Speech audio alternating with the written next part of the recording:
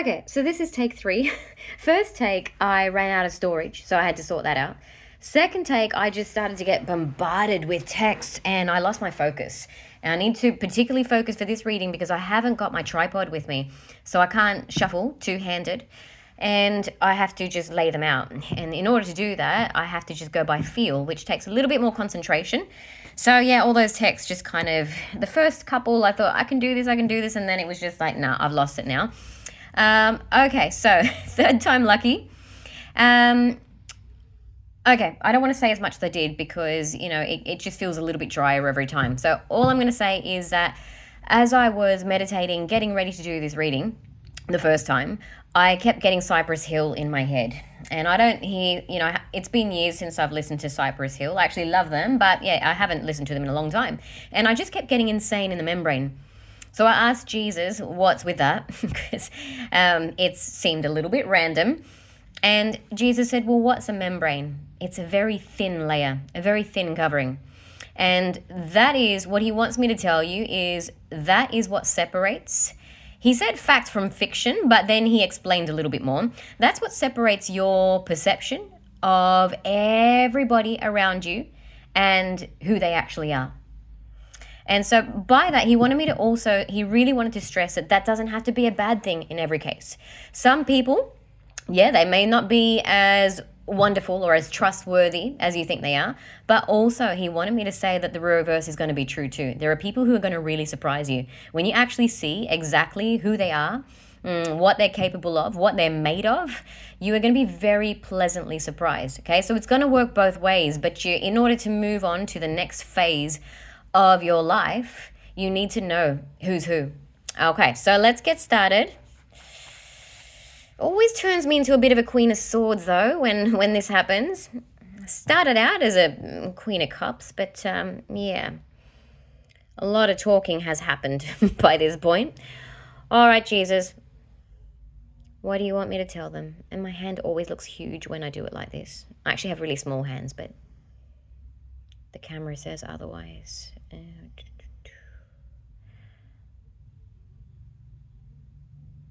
Okay. All right. I'm going to do 3 cards.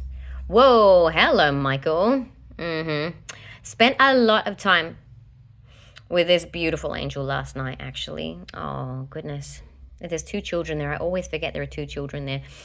I wonder what you want me to say, Michael, because I did a healing on my son last night. He had a migraine. It's the second one he's had. God love him. He's only 8.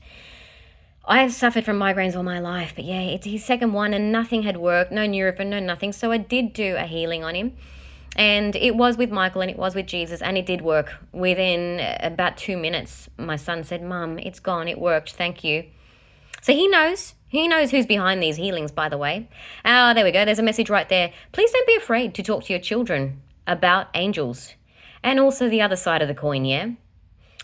They can handle a lot more than you think they can. But there's a real power in just knowing that they're protected. Look how she clings to him, by the way. Because kids, when they love, they love like that. And I was only just talking with someone a few days ago about how, when it comes to Jesus, for me, what I come back to the most is how much he loved children. And that's how he wants us to be. Just open-hearted and not assuming that we know everything. Okay, that's beautiful. And is there a membrane as well, perhaps, that separates you from the angelic realm? Maybe you want to be closer to them. You're very, very close. Okay, that's beautiful. That's really beautiful. Could almost finish there, but I won't. I'm going to get 2 more. Thanks for joining us, Michael.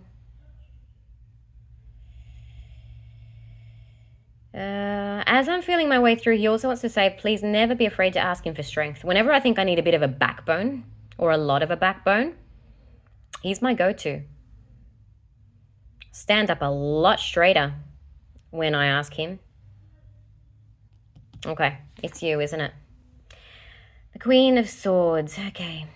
Well, the Queen of Swords sees clear, but that's also a joke. Okay, I don't know, for those of you who are new, I don't know if I've told you, but Michael's actually very funny. He has a really, really cool sense of humor. And I just said that I've turned into a bit of a Queen of Swords now. I know he's having a bit of a laugh, but also she sees very clearly.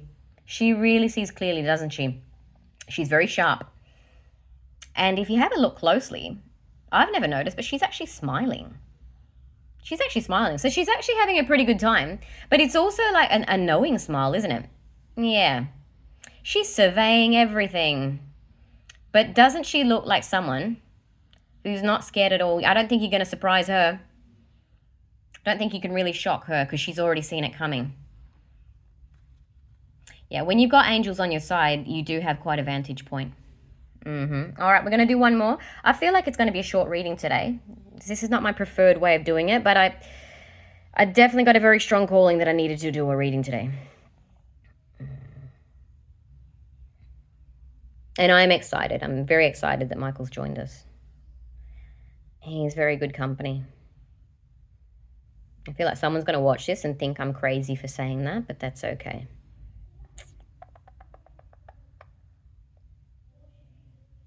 Ooh, okay. We are hot.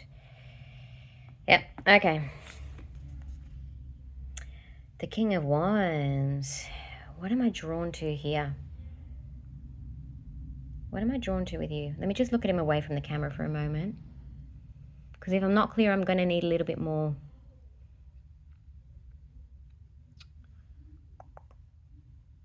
What is that? Looks like a dragon, but it's not. They're wings. Okay. I'm going to need a little bit of help, Jesus. I'm not sure what I'm getting here. It will come. If it doesn't, I'll grab another one. But please give me a moment.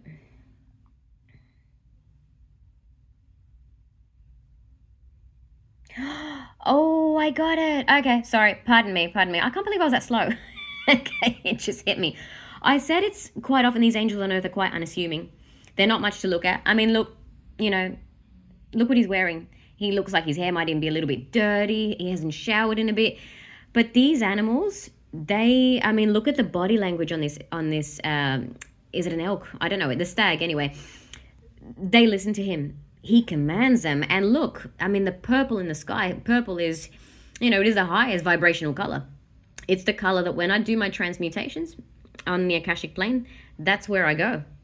It's purple. It's somebody there are people who may not seem like much on earth, but they have so much power behind them. And even if you have a look here, we've got a color match here, yeah? Male or female, there are people who are so much more than you realize they are because people tend to look with the wrong eyes. Wow, okay. King of Wands, yeah.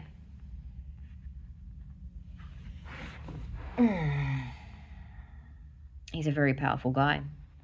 You just wouldn't know it by looking at him. Please don't, I know they say don't judge a book by its cover, but it's true. Try and rely on, I'm going to call it an authenticity radar. Because the greater the level of authenticity somebody has, the more power they have. Because if they are being who they were genuinely created to be, then they're going to hold a lot of power. Because they're doing what they were meant to be doing. Even if to you it may not look like much. Don't judge them on earthly terms. Please remember how hard it is for a rich man to go to heaven. I'm quoting Jesus there. And he didn't say it's impossible. He didn't. He just said it's hard. Because it does corrupt in most cases. And it makes your value system different and your motivating factors different. Can't serve two masters. I know I said I was only going to do 3 more, but I'm really feeling there's more to this story. What do we got here? The scribe. I'm just going to pull out some and then speak about them all at once. The scribe. Why do you want to say? If Socrates never wrote a word, his students wrote for him. So there's a role for everybody. How random is that? Plato's Republic was all Socrates' words, but he didn't have to write it. Yeah, and it wasn't his role to write it. Everybody's got a role. Don't knock it. Fated meeting. That's pretty obvious. I don't really need to go in there. Clearly that's a love message.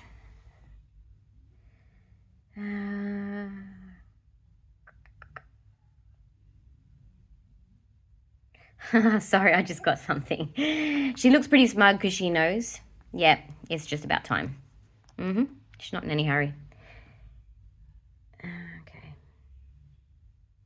Last one, please. Last one, please, Jesus.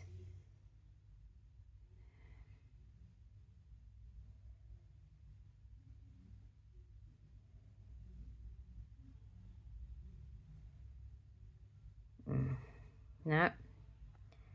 Okay. All right. Almost got that one wrong. Commitment. Holy moly. Well, there is a commitment coming. Wow. And I've actually just felt shivers as that came out. I mean, you may look at it and say this is a pair, by the way. Very powerful masculine and, a very smart, quite astute feminine. Or you can reverse roles, it doesn't matter. I mean, I am getting that very strongly. And if Archangel Michael is here and he's blessed the union, then it's going to happen.